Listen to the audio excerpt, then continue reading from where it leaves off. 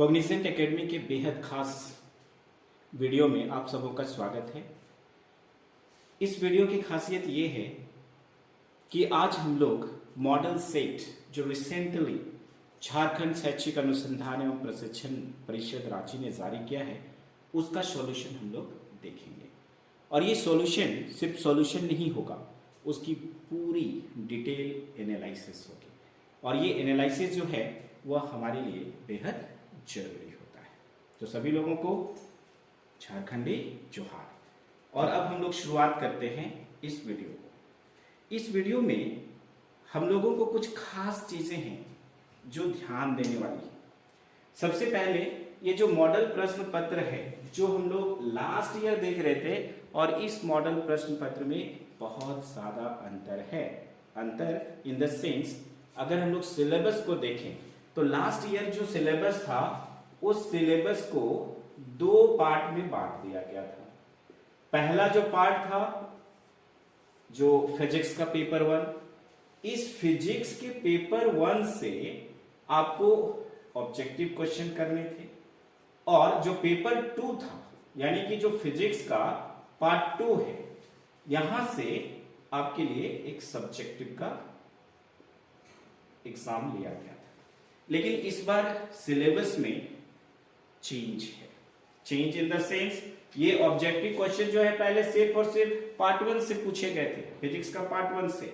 लेकिन अभी क्या है कि ऑब्जेक्टिव क्वेश्चन भी दोनों पार्ट से पूछे जाएंगे और जो सब्जेक्टिव क्वेश्चन है ये भी दोनों पार्ट से पूछे जाएंगे। तो इस चीज का खास ख्याल रहे कि आपको सब्जेक्टिव की तैयारी भी दोनों पार्ट से करनी है और जो ऑब्जेक्टिव है उसकी भी तैयारी दोनों पार्ट से करनी है, यानी कि फिजिक्स के पार्ट 1 और फिजिक्स के पार्ट 2 से। अब देखिए क्वेश्चन का पैटर्न क्या है। जैसा कि आप देख रहे हो, पहला जो इंस्ट्रक्शन है कि सभी प्रश्नों के उत्तर अनिवार्य हैं। सारे क्वेश्चन जो हैं आपको करने हैं। कुल क्वेश्चंस जो हैं वो यहां पर कितने हैं? 35 है। 35 ऑब्जेक्टिव क्वेश्चंस रहेंगे। ये हम लोग बात कर रहे हैं किसकी? जो फिजिक्स है उसको दो पार्ट में लिया जाएगा। 35 मार्क्स के ऑब्जेक्टिव क्वेश्चंस होंगे और 35 मार्क्स के सब्जेक्टिव क्वेश्चंस होंगे। तो सबसे पहले जो ये सेट जिसकी हम लोग चर्चा कर रहे हैं ये उस पार्ट की है जो कि कंप्लीटली ऑब्जेक्टिव पार्ट है, राइट।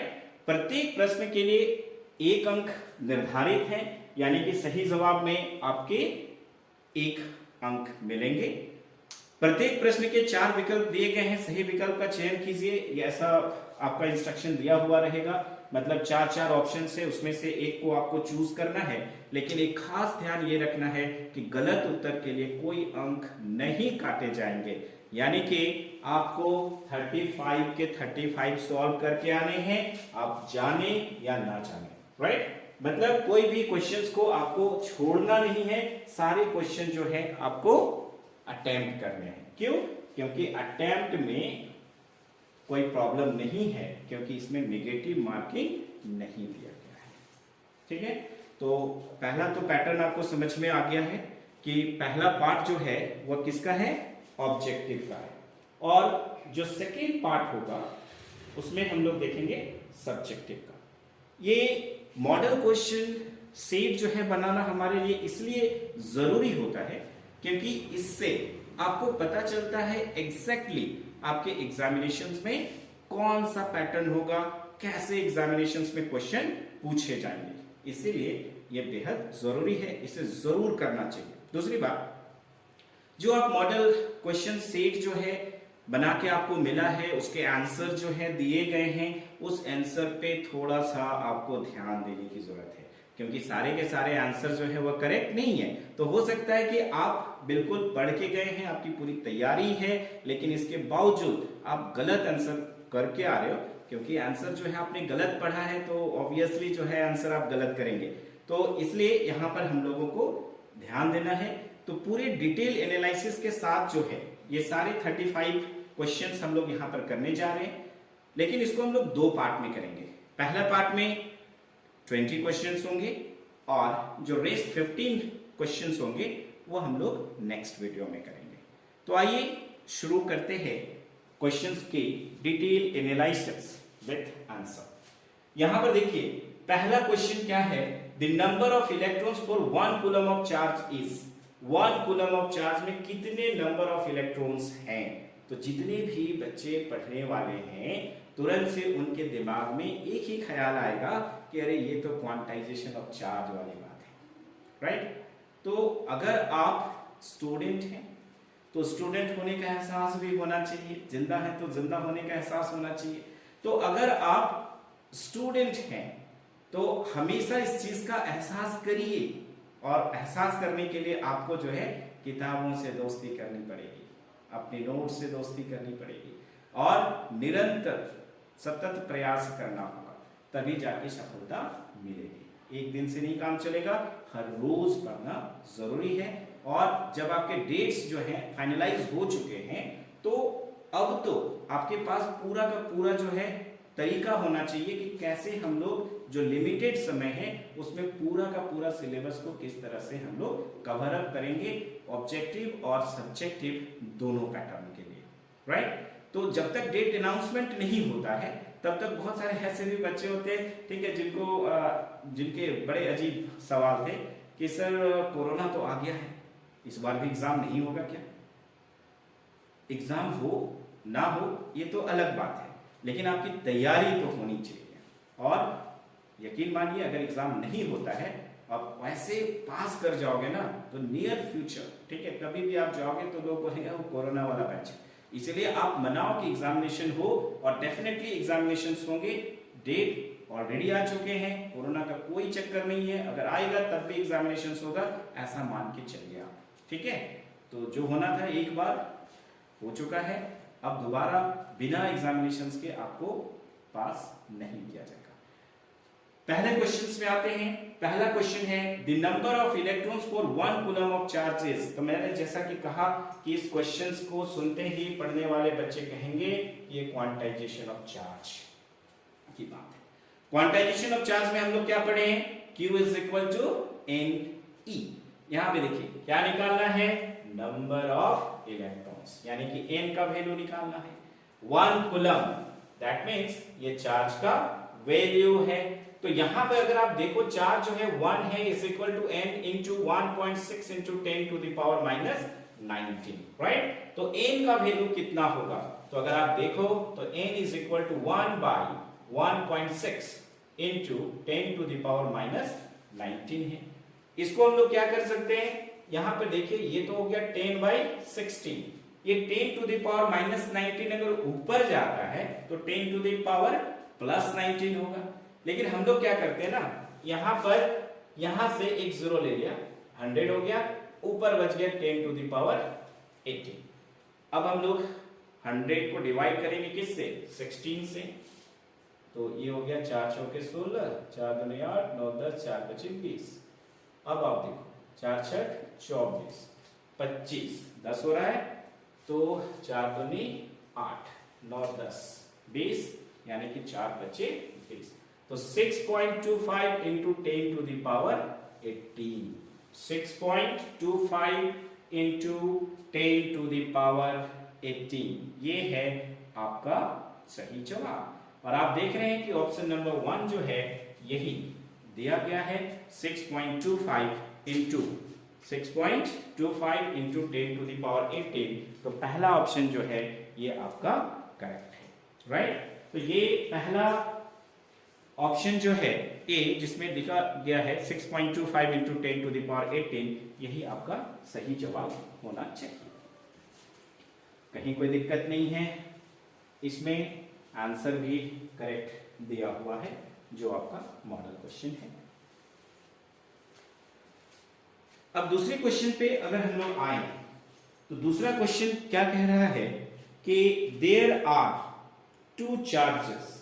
यहां पे अगर हम लोग देखें क्वेश्चन नंबर 2 में क्या है, there are 2 charges plus 1 microcoulomb and plus 5 microcoulomb, the ratio of the forces acting on them. तो यहां पर देखिए दोनों के बीच जो फोर्सेस होंगे उनका रेशियो जो है ये पूछा गया है। तो यहां पर देखो 2 इलेक्ट्रिक चार्जेस हैं, एक इलेक्ट्रिक चार्ज सपोज करिए Q1 is equal to 1 microcoulomb है, दूसरा जो है Q2 इज इक्वल टू हम लोग देख रहे हैं 5 माइक्रो कूलम है। तो यहां पर दो इलेक्ट्रिक चार्जेस के बीच में जो फोर्स होता है वह हम लोग निकालते हैं कूलम्स लॉ से। और कूलम्स लॉ क्या कहता है कि electrostatic force on charge Q1 due to charge Q2 is equal to electrostatic force on charge Q2 due to charge Q1। सिर्फ डायरेक्शन का फर्क होता है। यहां पे अगर देखिए इस पर Q2 की वजह से होगा तो ये पॉजिटिव चार्ज है तो उसको क्या करेगा, रिपेल करेगा, तो F12 का डायरेक्शन जो है हमारा इधर हो जाएगा। अभी Q1 जो है Q2 को रिपेल करेगा तो electrostatic force on charge Q2 due to charge Q1 करेंगे तो ये F21 का डायरेक्शन हो जाएगा। यानी कि दोनों चार्जेस चूंकि पॉजिटिव हैं तो एक दूसरे को रिपेल कर रहे हैं। तो फोर्स जो है दोनों की मैग्नीट्यूड की अगर हम लोग बात करें तो इन दोनों का मैग्नीट्यूड जो है वो बिल्कुल सेम होता है। और इस मैग्नीट्यूड को हम लोग कैसे निकालते हैं, तो 1/4 pi epsilon naught into Q1 Q2 by R square से। तो दोनों के बीच डिस्टेंसेस सेम है। चार्ज Q1 और Q2 दोनों के केस में लेंगे तो आप देखोगे कि दोनों का फोर्स का जो मैग्नीट्यूड है वह सेम होगा। और अगर दोनों सेम हैं तो रेशियो कितना होगा, तो आप देखो there are two charges +1 micro coulomb and +5 micro coulomb और रेशियो पूछा गया है। तो रेशियो जो है वह कितना होगा इन दोनों फोर्सेस का। तो अगर electrostatic force on charge Q1 due to charge Q2 divided by electrostatic force on charge Q2 due to Q1 का रेशियो पूछा गया है, दोनों एक ही होगा, दोनों सेम होगा। तो यहां पर ये अगर F है तो ये वाला भी F होगा, तो रेशियो क्या होगा, तो 1:1, यानी कि ऑप्शन नंबर जो B है that is the correct answer, right. तो 1:1 जो है सेकेंड क्वेश्चन का आंसर होगा। अब आते हैं हम लोग क्वेश्चन नंबर 3 में।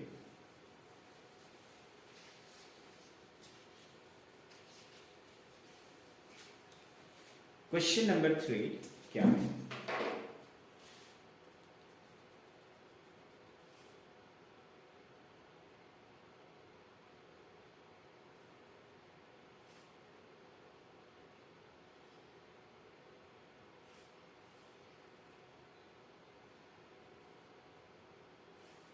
क्वेश्चन नंबर 3 जो है आप देखो क्वेश्चन क्या कहता है कि 3 capacitor each of capacity C। यहां पर हम लोग देख रहे हैं 3 कैपेसिटर है और तीनों की कैपेसिटी क्या है, C है, are added in series connection. और इसको हम लोग ऐड करते हैं सीरीज कनेक्शन में, तो इक्विवेलेंट कैपेसिटेंस की वैल्यू जो है वह क्या होगी। तो एक चीज हमेशा याद रखेंगे कि जो रेजिस्टेंस का कनेक्शन है और जो कैपेसिटेंसेस के कनेक्शंस होते हैं ये दोनों एक दूसरे के रिवर्स होते हैं। रिवर्स इन द सेंस अगर हम लोग बात करते हैं इक्विवेलेंट रेजिस्टेंस इन सीरीज का तो RS इज इक्वल टू क्या होगा, R1 प्लस R2। और पैरेलल में वही जोड़ते हैं तो 1/RP is equal to 1/R1 plus 1/R2 होता है।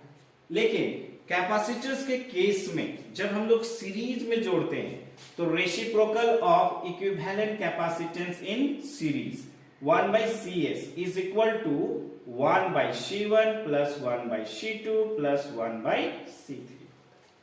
अभी यहां पे कह रहा है कि सारे के सारे कैपेसिटी जो हैं वह सेम है, यानी कि C1 C2 C3 जो है वह सारे के सारे C हैं, ऐसा हम लोग कह सकते हैं। तो आप देखो 1/CS is equal to 1/C plus 1/C plus 1/C, LCM ले लो, C ऊपर हो जाएगा 3।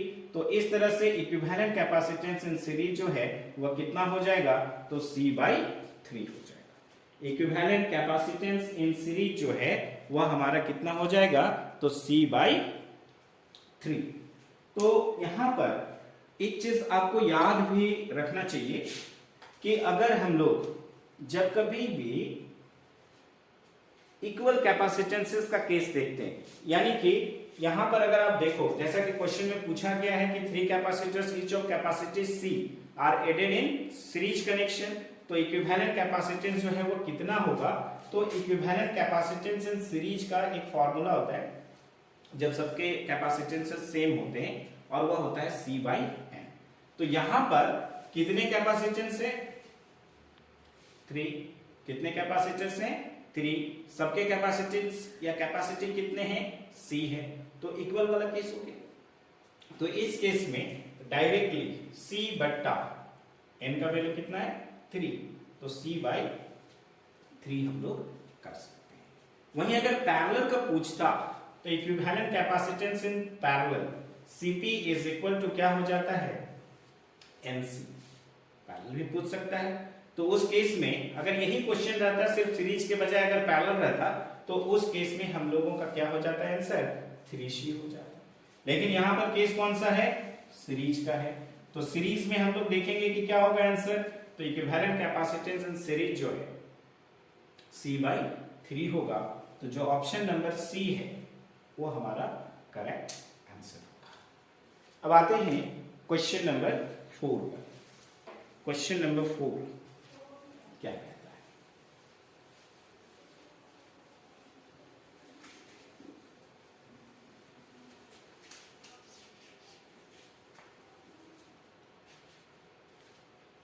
और क्वेश्चन नंबर 4 जो है ये आपका प्रॉब्लमैटिक प्रॉब्लम है। दैट मीन्स यहां पर प्रॉब्लम है, इसका आंसर जो है आपके मॉडल क्वेश्चन सेट में जो दिया गया है वह बिल्कुल गलत है, तो इसलिए इसको ध्यान देंगे। बोलता है इफ ए हैलो एक्चुअल में हॉलो है ना। तो if a hollow spherical conductor be charge positively then the electric potential inside it will B.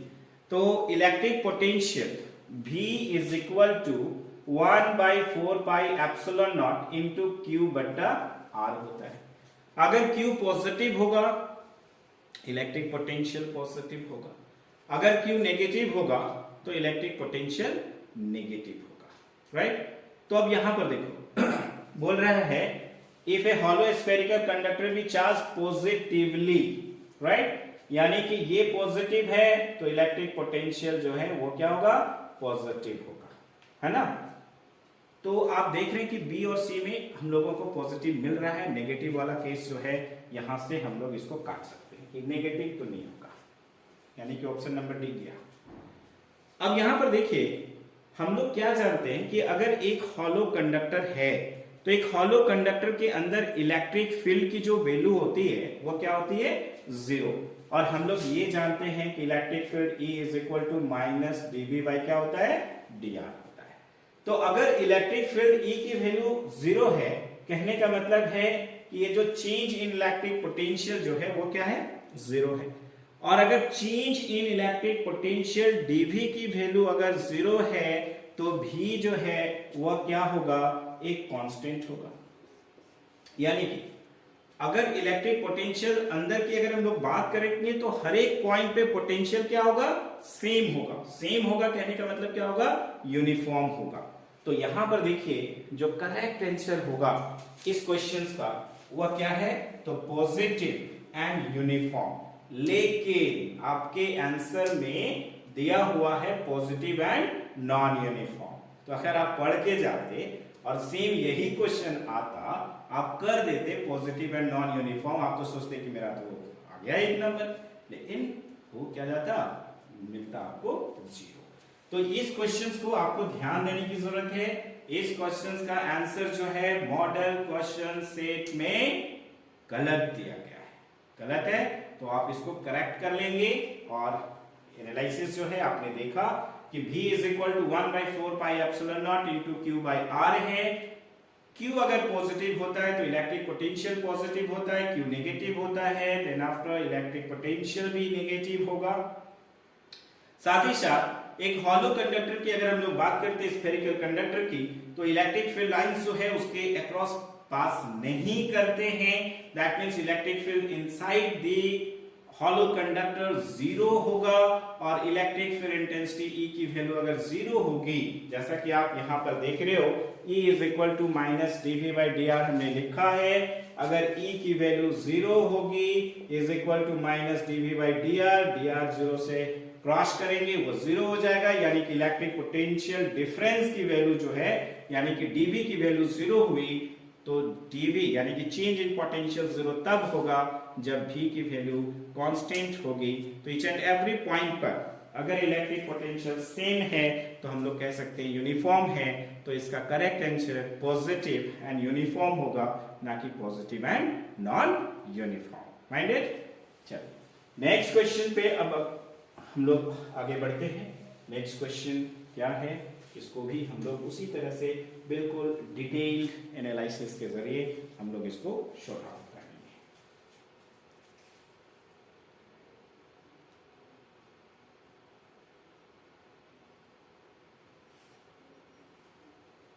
अभी देखिए क्वेश्चन नंबर 5 यहां बोल रहा है कि जो VI ग्राफ है, the VI graph for a conductor makes an angle theta with V axis. Here V denotes the voltage and I denotes the current. The resistance of conductor is given by. तो ये जो question है ये Ohm's law का है। ये question किसका है? ओम्स लॉ का। तो ग्राफ को हम लोग अगर देखें, ग्राफ को यहां पर देखिए, अगर सपोज करिए V यहां पर है और I जो है एक्स एक्सिस पर है, V वाई एक्सिस पर है और I कहां पर है? एक्स एक्सिस पर। तो जैसा कि आप जानते हो ओम्स लॉ से, ओम्स लॉ के कैरेक्टरिस्टिक्स में यानी कि ग्राफ में आपने देखा है कि V और I के बीच में बनने वाला ग्राफ जो है वह इस तरह से स्ट्रेट लाइन बनता है। अगर सपोज करिए ये थीटा है, I के साथ अगर बनाता है तो जो स्लोप है VI ग्राफ का, वह स्लोप जो है किसका वैल्यू देता है? रेजिस्टेंस का वैल्यू देता है। और इस केस में R इज इक्वल टू हम लोग को टेन थीटा। R का वैल्यू कैसे निकलेगा? टेन थीटा से। लेकिन इसी ग्राफ को अगर हम लोग रिवर्स कर देते हैं, यहां पर अगर आप देखो इस ग्राफ को जस्ट हम लोग रिवर्स कर दिए, यहां पर I लिखा हमने y एक्सिस में और V लिखा कहां पर? x एक्सिस में। तो नो डाउट ये IV ग्राफ या VI ग्राफ जो है यहां पर भी वह ग्राफ जो है ठीक है हम लोगों का क्या बनेगा? स्ट्रेट लाइन बनेगा। लेकिन अगर ये जो ग्राफ देख रहे हो वो V के साथ अगर एंगल थीटा बनाता है तो यहां पर रेजिस्टेंस R का वैल्यू टेन थीटा से नहीं मिलेगा, 1/tan थीटा से मिलेगा। और आप जानते हो कि 1/tan theta is equal to क्या होता है? कोट थीटा होता है। यानी कि अब क्वेश्चन को गौर से पढ़िए, कौन सा क्वेश्चन पूछा है? The VI graph for a conductor makes an angle theta with the V axis. आप देख रहे हैं कि थीटा जो है वो किसके साथ बन रहा है? V एक्सिस के साथ बन रहा है। वोल्टेज और करंट डिनोट किए जा रहे हैं V और I के जरिए, तो रेजिस्टेंस जो है कौन देगा? तो आप देख रहे हैं थीटा किसके साथ बन रहा है? V के साथ। तो रेजिस्टेंस कौन देगा? कोट थीटा देगा। तो यहां पर आंसर जो है क्या हो जाएगा? Cot theta.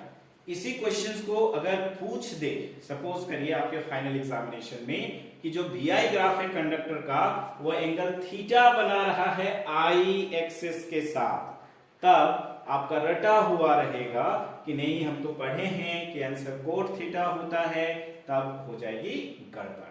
राइट? तो आपको जो है इन सारी चीजों को ध्यान रखना होगा, आपका जो कॉन्सेप्ट है उस पे आपको डिपेंड रहना होगा। थोड़ा बहुत क्वेश्चन चेंज करके आपको आसानी से गलत करवाया जा सकता है अगर आप रट्टू मल हो तो। ठीक है? तो यहां पर हम लोग देख रहे हैं कि जो क्वेश्चन है ठीक है उसको ध्यान से पढ़ेंगे। थीटा अगर I एक्सिस के साथ बनता है तो रेजिस्टेंस टेन थीटा से मिलेगा, और अगर ये थीटा जो है V एक्सिस के साथ अगर बन रहा है तो रेजिस्टेंस जो है उसकी वैल्यू हम लोगों को किससे मिलेगी? कोट थीटा से मिलेगी। क्लियर हो गया होगा, होप सो।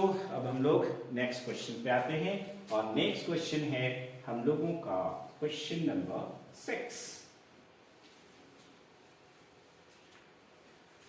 अब देखिए क्वेश्चन नंबर 6 जो है वो बेहद आसान है, लेकिन इसके बावजूद अगर आप देखेंगे तो इसका आंसर जो है सेक में गलत दिया गया है, आंसर में गलत है।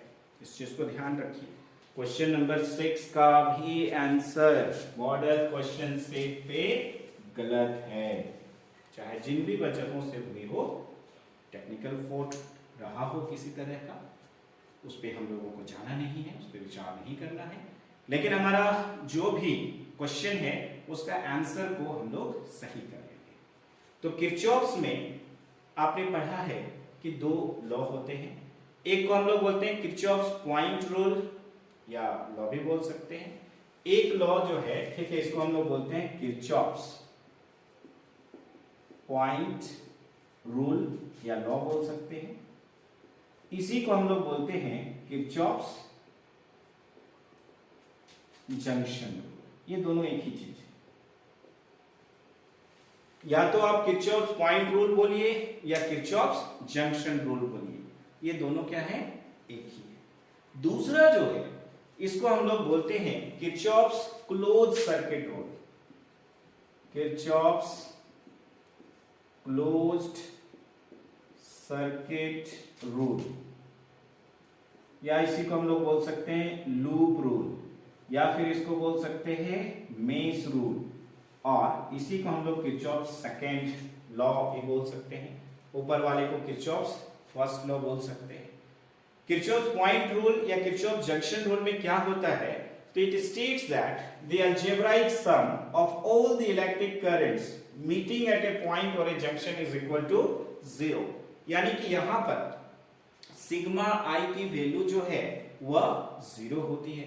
एक और सवाल यहां पर पूछा जाता है कि जो किरचॉफ्स पॉइंट रूल है कंजर्वेशन के किस लॉ पे बेस्ड है, तो यहां पर अगर ये सवाल पूछेगा तो यहां पर ये बेस्ड होता है किस पर, कंजर्वेशन ऑफ चार्ज पर बेस्ड होता है, कंजर्वेशन ऑफ चार्ज पर। दूसरा जो आप देख रहे हैं कि Kirchhoff's close circuit rule, loop rule, mesh rule, या जो किरचॉफ्स सेकेंड लॉ है, ये क्या कहता है कि it states that the algebraic sum of the product of electric current and resistance, it states that the algebraic sum of the product of electric current and resistance in a closed circuit is equal to total EMF on that part of the circuit. तो यहां पर ये होता है Kirchhoff's close circuit rule, loop rule,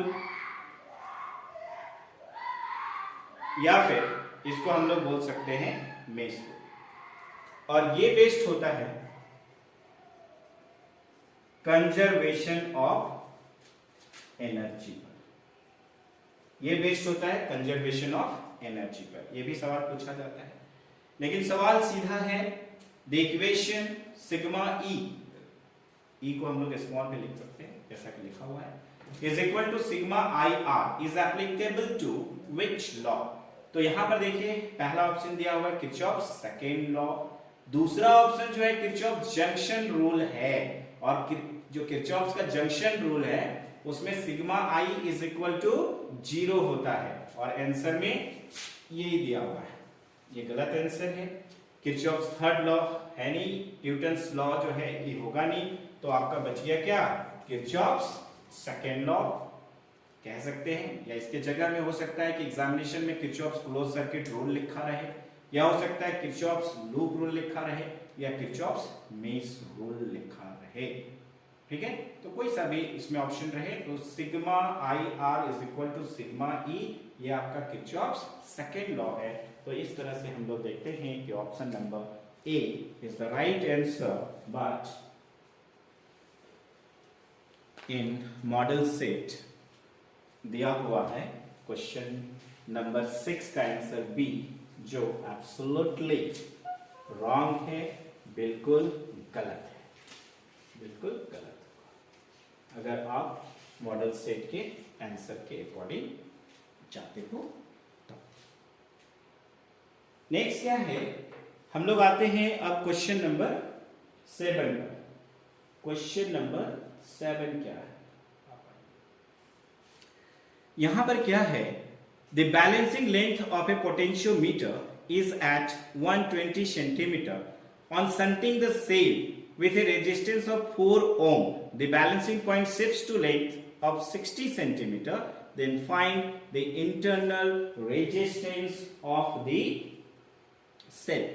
तो actual में internal resistance R is equal to L1 by L2 minus 1 into capital R होता है। और आपको क्या निकालना है? इंटरनल रेजिस्टेंस का वैल्यू। अब आप देखो L1, the balancing length of a potentiometer is 120 centimetre. तो 120 सेंटीमीटर किसका वैल्यू है? L1 का है। तो L1 को हमने रिप्लेस कर दिया 120 से। On shunting the cell with a resistance of 4 ohm, on shunting the cell with a resistance of 4 ohm, यानी कि कैपिटल R का वैल्यू कितना दिया हुआ है? 4 ohm. The balancing point shifts to a length of 60 centimetre, यानी कि L2 का वैल्यू हो गया 60 माइनस 1 इंटू कैपिटल R जो है ये हम लोगों का 4 है, तो ये हो गया हम लोगों का 2, है ना। तो 2 minus 1 into 4 is equal to, आप देख रहे हो 4 ओम। तो ऑप्शन नंबर डी में आपको देखने को मिल रहा है 4 ओम्स। तो क्वेश्चन नंबर 7 का सही आंसर क्या होगा? 4 ओम्स होगा। तो सिंपल है, इंटरनल रेजिस्टेंस जो है इसके लिए एक फार्मूला जो है हम लोग पढ़े हैं पोटेंशियोमीटर्स के केस में, किस तरह से हम लोग निकालते हैं। तो internal resistance small r is equal to L1 by L2 minus 1 into capital R होता है। L1 की वैल्यू जो है 120 सेंटीमीटर है, L2 की वैल्यू 60 सेंटीमीटर है, और आप देख रहे हो कैपिटल R की वैल्यू 4 ओम है। आसानी से इस फार्मूला में रखकर हम लोग 4 ओम फाइंड आउट कर सकते हैं।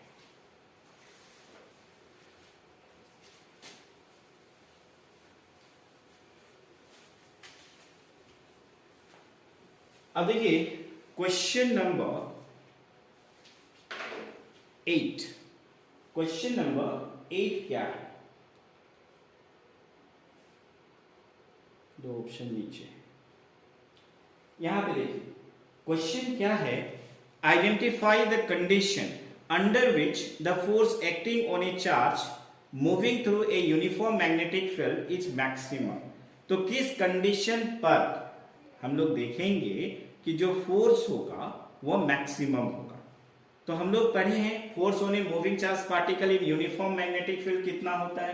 तो याद रखिए force on a moving charge particle in uniform magnetic field कितना होता है। तो यहां पर अगर हम लोग देखें, है ना, तो F इज इक्वल टू होता है QVB sine theta. F is equal to कितना होता है? QVB sine theta. तो यहां पर अगर हम लोग देखें QVB sine theta, F maximum कब होगा? अगर पूछा जा रहा है कि F मैक्सिमम कब होगा, identify the condition under which the force acting on A charge moving through a uniform magnetic field is maximum. तो F मैक्सिमम तब होगा जब साइन थीटा मैक्सिमम होगा। और साइन थीटा का वैल्यू जो है मैक्सिमम कितना होता है? तो 1 होता है। साइन थीटा का वैल्यू मैक्सिमम कितना होता है? तो साइन थीटा का वैल्यू मैक्सिमम होता है 1। साइन थीटा का वैल्यू मैक्सिमम होगा 1, और 1 होने के लिए थीटा का वैल्यू कितना होना चाहिए? तो साइन 90 डिग्री का वैल्यू जो है वह होता है 1। तो इस तरह से अगर जैसा कि क्वेश्चन में पूछा गया है कि किस कंडीशन में फोर्स मैक्सिमम होगा, तो आप यहां पर देखो ऑप्शन नंबर ए में theta is equal to 90 degree दिया गया है, यानी कि जब थीटा 90 डिग्री होगा तो फोर्स मैक्सिमम होगा। थीटा जब 90 डिग्री होगा तो फोर्स क्या होगा? मैक्सिमम होगा।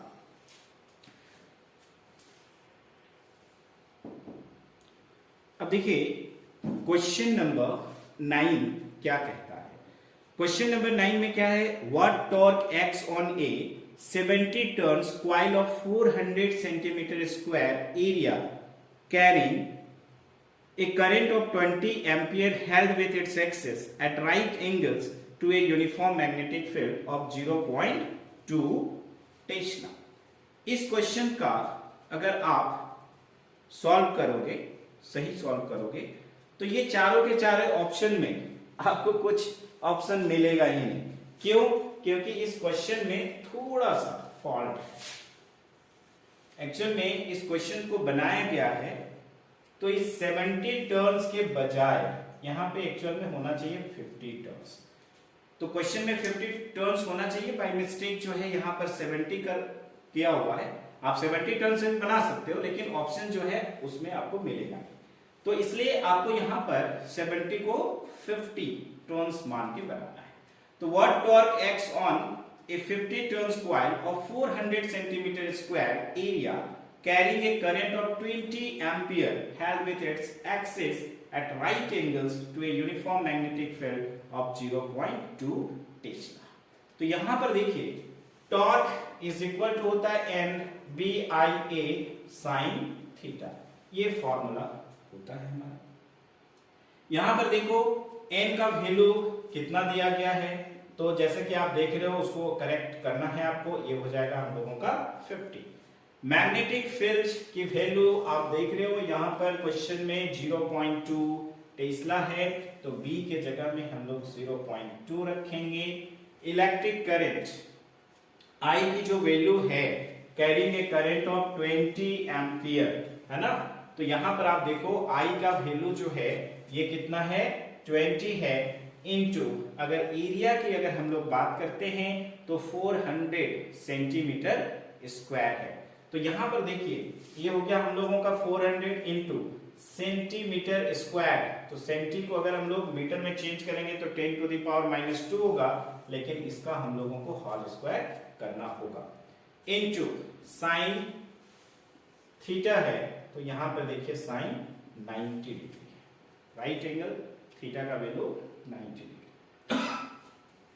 अब इसको हम लोग सिंपली सॉल्व कर देंगे, तो टॉ इज इक्वल टू हो गया 50 इंटू 0.2 इंटू 20 इंटू यहाँ पर 400 है, साइन 90 डिग्री का वैल्यू जो है वो 1 हो जाएगा। अब देखिए यहाँ पे 10 टू द पावर -4 हो रहा है, नीचे लेके जाएंगे तो 10 टू द पावर 4 हो जाएगा, यानी कि 1 2 3 4 ऐसे हम लोग लिख सकते हैं।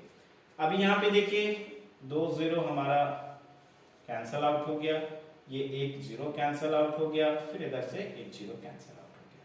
तो अब देखिए टॉर्क की वैल्यू जो है वह कितनी होगी,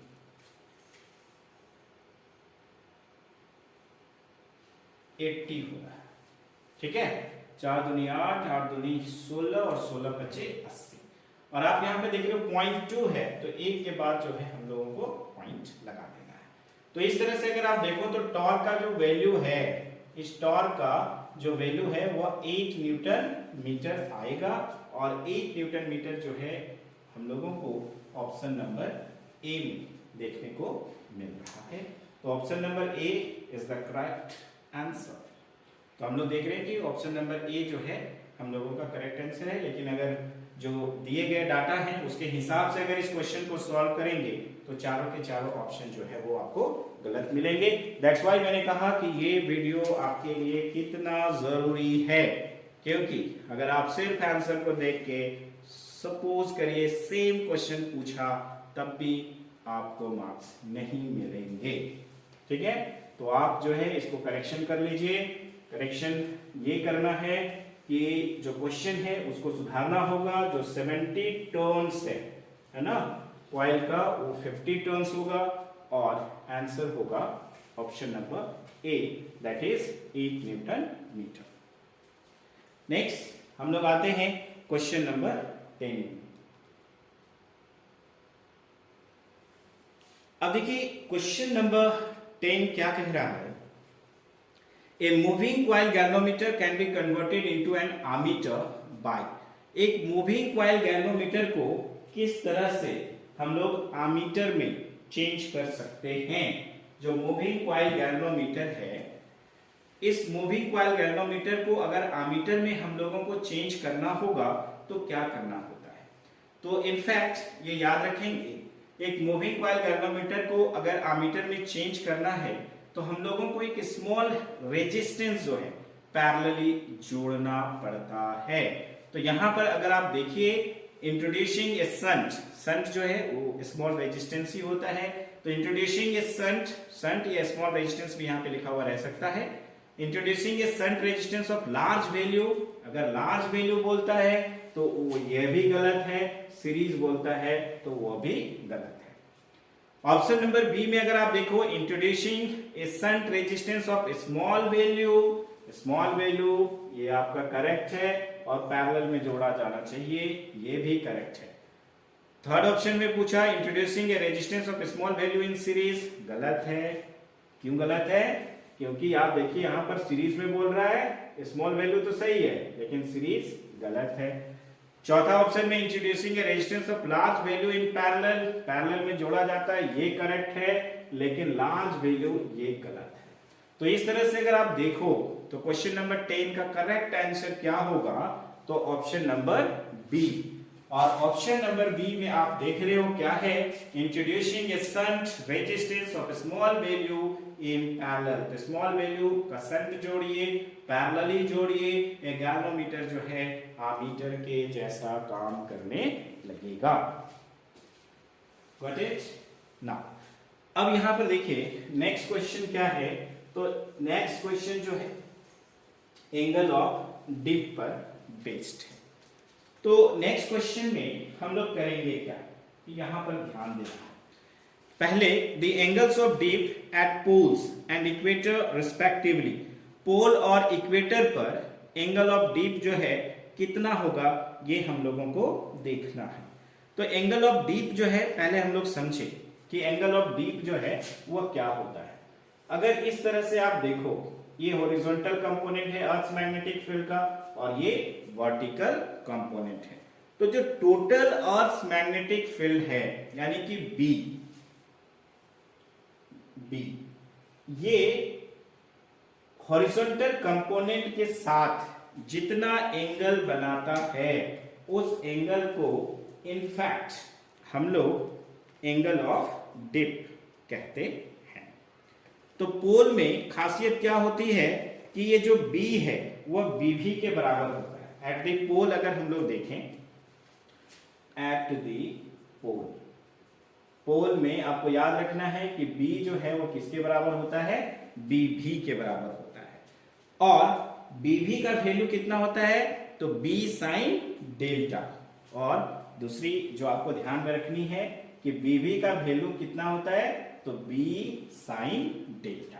तो अब आप यहां पर देखो, ये आप b is equal to BB के जगह में हम लोग लिख सकते हैं b साइन डेल्टा, ये कैंसल आउट हो गया। कहने का मतलब है कि sine delta is equal to आपका हो गया 1। और अगर साइन डेल्टा का वैल्यू 1 है तो obviously delta is equal to हो जाएगा हमारा 90 डिग्री। डेल्टा का वैल्यू कितना हो जाएगा? 90 डिग्री। नेक्स्ट, अब यहां पे देखिए इक्वेटर पर, एट द इक्वेटर, अगर हम लोग इक्वेटर की बात करते हैं एट द इक्वेटर, तो b जो है वह किसके बराबर होता है? तो b h के बराबर होता है, b bh के बराबर होता है। और bh कितना होता है? तो bh is equal to, and जैसे कि हमने वहां किया, bh is equal to b cos delta होगा यहां पर। तो इस तरह से अगर आप देखो तो b is equal to, bh के जगह में हम लोग क्या रख सकते हैं? तो यहां पर b cos डेल्टा, ये कैंसल आउट। तो cos डेल्टा का वैल्यू जो है वह कितना हो रहा है? 1 हो रहा है। तो cos डेल्टा का वैल्यू अगर 1 है तो cos 0 का वैल्यू 1 होता है, यानी कि यहां पर डेल्टा इज इक्वल टू हो जाएगा 0 डिग्री। तो क्वेश्चन जो है इसको ध्यान से पढ़िए। The angles of dip at the poles, poles का पहले पूछा है एंड इक्वेटर का बाद में पूछा है। तो एंगल्स ऑफ डीप जो है पोल पर कितना बन रहा है? 90 डिग्री। और इक्वेटर पे कितना बन रहा है? तो 0 डिग्री। इक्वेटर पे 0 डिग्री, पोल पे 90 डिग्री। तो पहला है the angles of dip at the poles. तो यहां पर देखिए पोल्स पर कितना बन रहा है? 90 डिग्री। तो इसमें तो पहला ही वाला सेंसर मिल जा रहा है। और यहां पर देखिए इक्वेटर पे कितना बन रहा है? 0 डिग्री। तो 90 डिग्री और 0 डिग्री, यानी कि ऑप्शन नंबर डी जो है ये हम लोगों का बिल्कुल सही आंसर होगा। अब आते हैं नेक्स्ट क्वेश्चन नंबर 12 में। तो अगर आप इसी तरह से हर एक क्वेश्चन को एनालाइज करते हैं एंड देन आफ्टर अगर उसकी आंसर करते हैं तो आपका आंसर ज्यादातर चांसेस है कि आपका करेक्ट होगा। अगर क्वेश्चन को थोड़ा बहुत अगर इधर उधर चेंज भी कर दिया जाए तब भी आप बिल्कुल नहीं फंसोगे।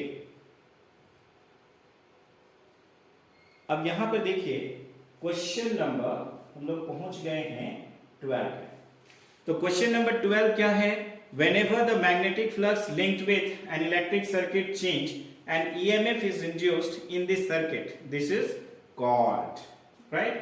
तो यहां पर देखिए ये एक्चुअल में ये क्वेश्चन है Faraday's laws of electromagnetic induction का। ये क्वेश्चन है Faraday's law of electromagnetic induction का। तो यहां पर देखिए Faraday's laws of electromagnetic induction में एक्चुअली अगर हम लोग देखें तो यहां पर 3 पॉइंट होते हैं। कौन कौन से 3 पॉइंट होते हैं? तो पहला हम लोग देखते हैं कि whenever there is a change in magnetic flux and induced EMF is to be developed। दूसरा पॉइंट होता है कि जब तक आप चेंज इन मैग्नेटिक फ्लक्स को कंटिन्यूस रखते हो इंड्यूस्ड ईएमएफ मिलता रहता है, और इंड्यूस्ड ईएमएफ जो है वह directly proportional to rate of change in magnetic flux का होता है। तो क्वेश्चन है whenever the magnetic flux linked with an electric circuit change, जो भी मैग्नेटिक फ्लक्स किसी इलेक्ट्रिक सर्किट में चेंज है और एक ईएमएफ इंड्यूस्ड हो रहा है तो ये क्या कहलाता है? तो ये कहलाता है इलेक्ट्रोमैग्नेटिक इंडक्शन, जिसको हम लोग Faraday's laws of electromagnetic induction में पढ़ते हैं। तो क्वेश्चन नंबर 12 का सही आंसर होगा ऑप्शन नंबर ए, और वह होगा इलेक्ट्रोमैग्नेटिक इंडक्शन। नेक्स्ट हम लोग देखते हैं क्वेश्चन नंबर 13। तो क्वेश्चन नंबर 13 जो है वह क्या कहेगा, आप देखें क्वेश्चन नंबर 13 में हमारा क्या है। देखिए ये बड़ा आसान सा सवाल पूछ दिया। The peak value of alternating current flowing through a register is given by. जो peak value of alternating current है वह कितना होगा? तो इनफैक्ट हम लोग क्या जानते हैं, रेजिस्टेंस के केस में I is equal to E बट्टा R होता है। E कितना होता है? तो ये होता है E not sine omega t बट्टा R हो जाता है। साथ ही साथ हम लोग ये भी जानते हैं कि I is equal to I nought sine omega t है। तो यहां पर अगर इन दोनों इक्वेशंस को, ये इक्वेशन 1 मान लो, ये इक्वेशन 2 मान लो, अगर इन दोनों को अगर हम लोग कंपेयर करते हैं, यहां पे देखिए I नॉट है peak value of alternating current, और ये I नॉट जो है वो किसके जगह में है? E नॉट बाई R की जगह में है। यानी ये I नॉट की जो वैल्यू है E नॉट बाई R के बराबर होती है। तो यहां पर देखिए the peak value of alternating current flowing through a register is given by, तो I nought is equal to E nought by R is the correct answer.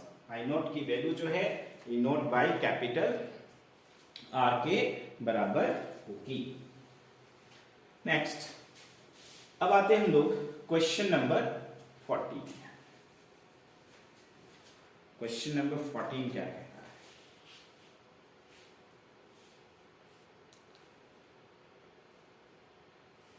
Question number 14 में है energy dissipates in LCR circuit in L only, C only, R only, all of the above. तो ये energy dissipates इन LCR circuit का case है। तो LCR circuit के case में अगर मान लो कि L, C और R इन तीनों में से कम अगर 2 रेजिस्टेंस ऑफर करते हैं तो उसको बोला जाता है इंपेडेंस। और यहां पर जो रेजोनेंस कंडीशन है एलसीआर सर्किट का, उसमें ये इंपेडेंस जो है वो किसके बराबर होता है? R के बराबर होता है। इसीलिए energy dissipates in LCR circuit in, हमारा जो आंसर होगा वह होगा ऑप्शन नंबर सी, जहां पर हम लोग देख रहे हैं R ओनली है।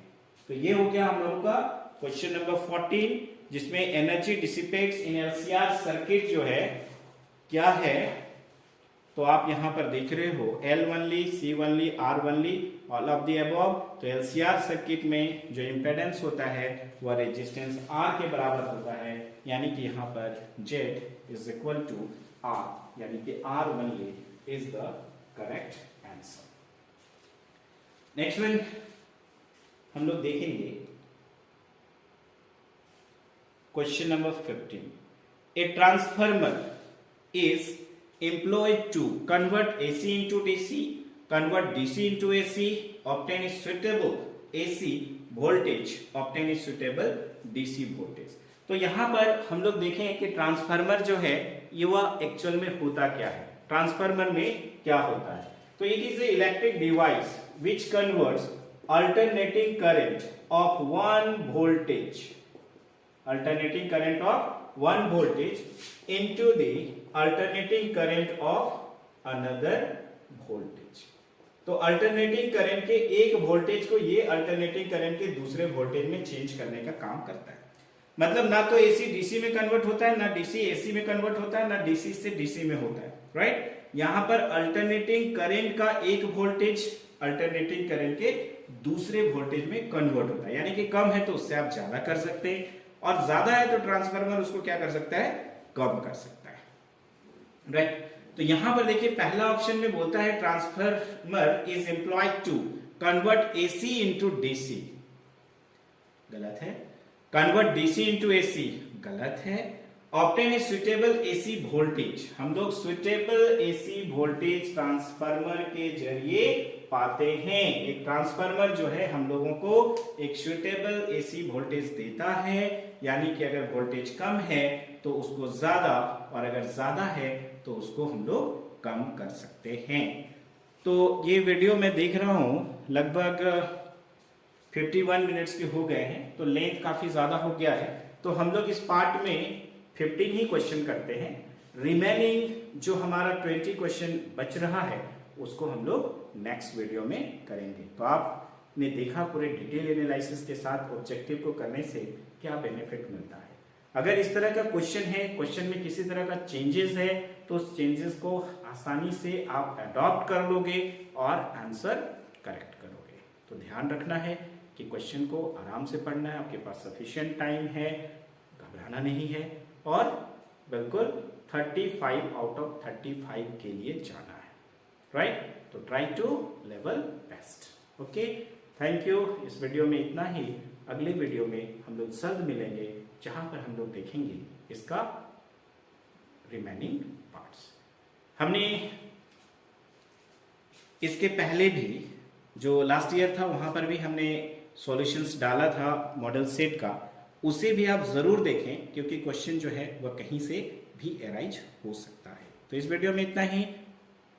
वीडियो आपने देखा, कैसा लगा कमेंट बॉक्स में ज़रूर करें। अगर हमारा वीडियो ये पसंद है, आपके लिए यूटिलिटी है, ठीक है, आपको इससे बेनिफिट मिलता है, तो आप हमारे चैनल को जरूर से सब्सक्राइब करें।